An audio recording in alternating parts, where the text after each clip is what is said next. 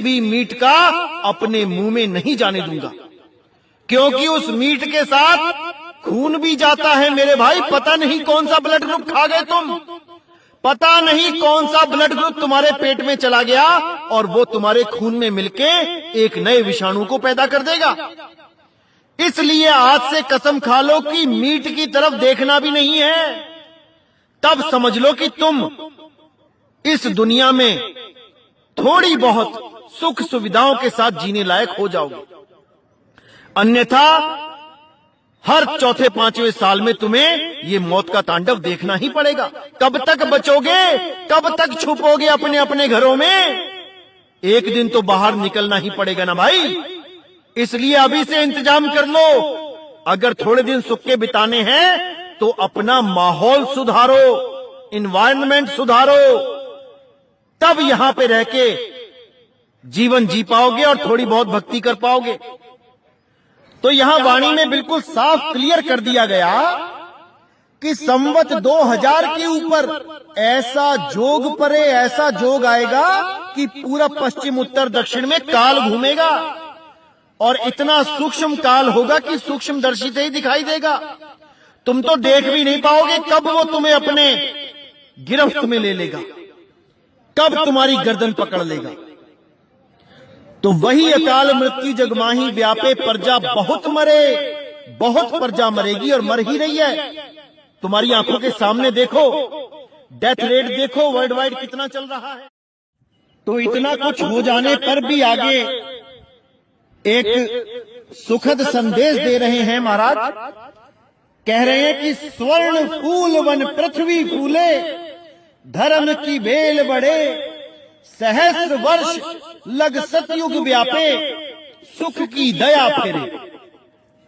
अब यहां पर एक अच्छा संदेश भी दे रहे हैं कि ये जो तबाही आनी है ये तो आएगी ही, इसको तो कोई रोक नहीं सकता। लेकिन जब ये तबाही पूर्णतः खत्म हो जाएगी, जब हिसाब किताब पूरा कर लेगी ये प्रकृति, तब एक ऐसी धर्म की बेल बढ़ेगी। धर्म की बेल यानी जैसे बेल होती है ऊपर की तरफ बढ़ती रहती है। आप कोई भी बेल लगाते हो पहले छोटी होती है, लेकिन एक बार बढ़ने लग जाए तो पूरे पूरे पेड़ को कवर कर लेती है, पूरे पूरे मकानों में छा जाती है। इसीलिए बोला स्वर्ण फूल, वो सोने का फूल। कौन सा फूल? उसी कमल के फूल की बात हो रही है जहां पर बंदी छोड़ सतगुरु कबीर साहब उतरते हैं।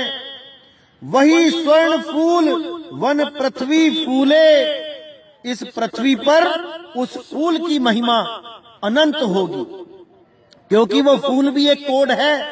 कोई ये कमल का फूल ना समझने लग जाए कि जो कीचड़ में कमल का फूल होता है। ये स्वर्ण फूल कुछ अलग चीज है भाई। जब नामदान की बख्शिश होती है तब इसके बारे में बताया जाता है। स्वर्ण फूल वन पृथ्वी फूले, धर्म की बेल बढ़े, सहस्र वर्ष लग सतयुग व्यापे, सुख की दया फिरे। तो जब ये बला टलेगी तब 1000 साल के लिए सतयुग व्यापेगा, यानी इंसान को अकल आ जाएगी। इसके मन में परमात्मा के नाम का डर बैठेगा, जीव हत्या करने से कांपेगा। एक जगह ऐड चल रही थी, 100 रुपए में 5 मुर्गे बेच रहा था भाई, लेकिन उसको कोई खरीदार नहीं मिल रहा था। यही डर इन इंसानों को दोबारा इंसान बनाएगा जो हैवान बन चुके हैं, जो जीव हत्या करने में लगे हैं, उनको यही डर इंसान बनाएगा। और ये सत्संग जो 2020 में पूरी दुनिया में छाएगा, जो हर धर्म के लोगों को सत्य का पाठ पढ़ाएगा, इसका भी समय निश्चित किया गया था 2020 में, क्योंकि कबीर साहब ने कहा था घर घर होगा बोध विचारा। हर घर में बोध होगा, विचार किया जाएगा। तो घर घर में विचार कैसे होगा जब घर वाले घर ही नहीं रहते? वो तो सुबह जाते हैं काम पे और शाम को आते हैं और आके ही थक हार के सो जाते हैं, फिर सुबह निकल जाते हैं, फिर शाम को आते हैं थक हार के सो जाते हैं। बॉस घर में भी जीने नहीं देता, टारगेट पूरे नहीं होते, ऑफिस में तो परेशान होते ही होते हैं, घर आके भी सांस नहीं मिलती है। कब सुनेंगे सत्संग, कब जानेंगे अपने जीवन का लक्ष्य? तो परमात्मा ने ये समय भी चुना हुआ था कि भाई घर घर में जब लोग बैठेंगे आके, जब घर से बाहर निकलना ही मना हो जाएगा, तब क्या करेंगे?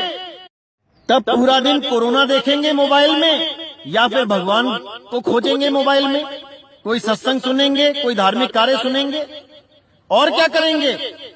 इसीलिए ये समय चुना गया था कि घर घर होगा बोध विचारा, वो सत्य नाम का डंका घर घर बजेगा, सत्य नाम को जानेंगे लोग, हर घर में सत्संग चला करेगा।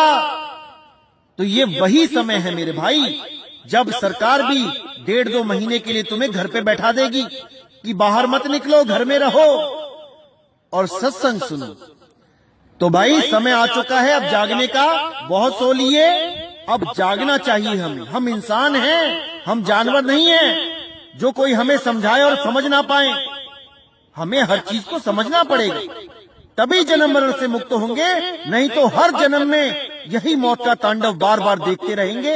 अरे एक बार मरना कितना मुश्किल है, और हम बार बार मरने के लिए इस दुनिया में आते रहते हैं। सोचो, एक बार मरने से कितना डर लग रहा है, बार बार मरने में कितनी हालत खराब होती है। सोचो एक बार। इसीलिए साहिब कह रहे बार बार मरना खत्म करो, इस बार ऐसा मरो कि दोबारा पैदा ही ना हो। पैदा नहीं होगे तो मरोगे ही नहीं, यही मूल ज्ञान।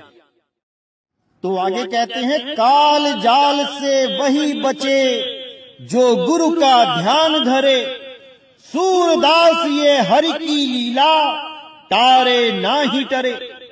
तो यहां बिल्कुल क्लियर कर दिया कि काल जाल से वही बचे, यानी मौत से वही बचेंगे, काल जाल से वही बचेंगे जो गुरु का ध्यान धरे। नाम नहीं जपे कि नाम जपने लग जाओ, ओम कलियम हरियम शरियम, या फिर ओम सोम सत्य कवि।